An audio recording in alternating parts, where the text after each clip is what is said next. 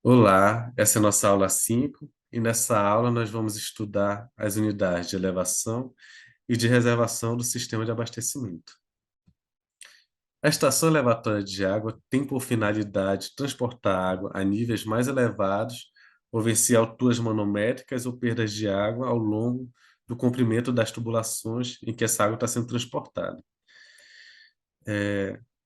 Essas estações elevatórias podem ser classificadas quanto ao tipo de água transportada.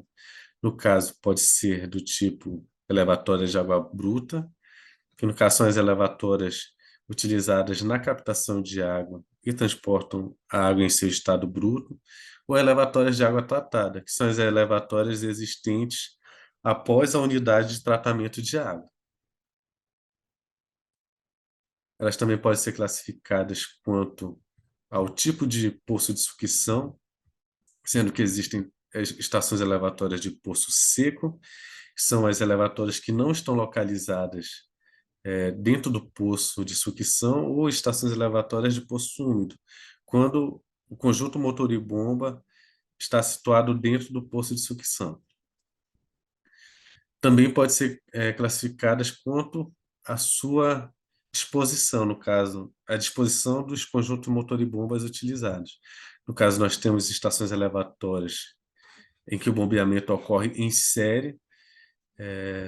No caso, as alturas manométricas dessas estações elevatórias se somam e a vazão continua a mesma. E nós também temos a estação elevatória com conjuntos motor e bomba em paralelo. Nesse caso, a vazão das duas bombas, dos dois CMB se somam e a altura manométrica se mantém a mesma. Bem, uma estação elevatória é constituída por várias partes. No caso dessa estação elevatória, nós temos o elemento principal, que é o conjunto motor e bomba, que é responsável por inserir energia na água, de modo que a água vença então as barreiras geométricas ou de perda de carga e seja transportada. Nós temos a válvula de pé com crivo, responsável, o crivo no caso, por impedir a passagem de materiais sólidos e, e essa válvula também tem a função de não permitir o retorno da água, de modo que esse trecho de sucção esteja sempre cheio de água, promovendo a escorva dessa bomba. Nós temos também outros elementos como curva, trechos de tubulação, elementos de redução e de ampliação de tubulação. Nós temos a válvula de retenção, que também tem a função de não permitir o retorno dessa água para a bomba, impedindo então problemas com a estrutura, é, com a estrutura física dessa bomba, quando, por exemplo, ao desligamento da bomba, se a água retornasse, poderia danificar então essa bomba. Registro que possibilita então o seccionamento dessa tubulação, impedindo ou não, ou diminuindo, ou aumentando a perda de carga nesse trecho para o bombeamento de água. O conjunto motor e bomba é a parte mais importante da estação elevatória. E esse conjunto motor e bomba, como o próprio nome diz, é constituída por um elemento que é o motor, por outro elemento que é a bomba.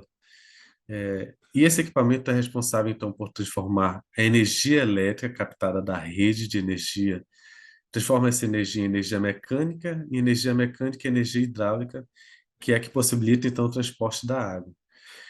Nesse motor, a energia elétrica é transformada, então, em um campo magnético que rotaciona, o eixo dessa bomba, e essa rotação do eixo, então, rotaciona o rotor, que, então, insere energia hidráulica na água. As estações elevatórias, por vezes, operam de forma conjunta com as unidades de reservação. E aqui, no caso, nós temos o conjunto elevação e reservação, em que nós temos um reservatório apoiado, uma unidade de elevação que transporta essa água do reservatório apoiado para o reservatório elevado, e esse reservatório é responsável, então, pelo abastecimento da rede de distribuição.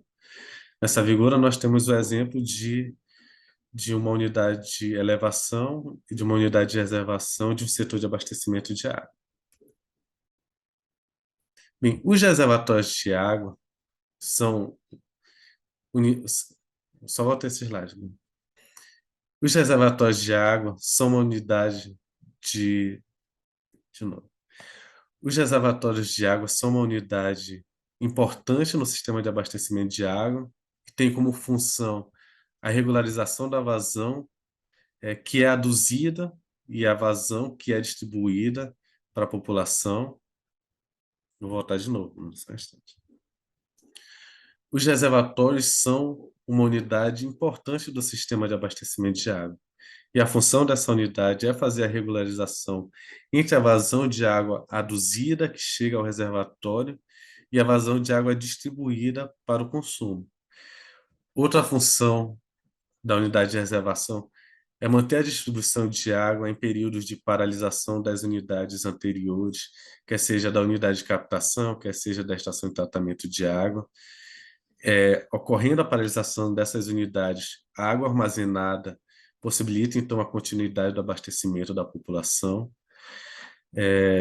Essa unidade também possibilita que o volume de que seja reservado então volume de água para o combate a eventuais incêndios, e também possibilita o controle da pressão na rede de distribuição de água. No caso da regularização da vazão, esse reservatório tem por função, então, armazenar a água que não é consumida nos períodos de menor consumo da rede, e quando, então, a gente chega no horário de maior consumo dessa rede, o volume armazenado desse reservatório possibilita que esse consumo seja suprido. Bem, os reservatórios também têm algumas classificações e alguns tipos. Por exemplo, nós temos o reservatório instalado a montante da rede de distribuição e também temos os reservatórios instalados já jusante da rede de distribuição. Outra classificação dos reservatórios é quanto a sua posição. Nós temos os reservatórios enterrados, os reservatórios semi-enterrados, os reservatórios apoiados e os reservatórios elevados. Esses reservatórios podem ser construídos com diversos tipos de materiais. Dentre eles, podemos citar materiais de concreto armado, concreto propendido, aço, fibra e PVC.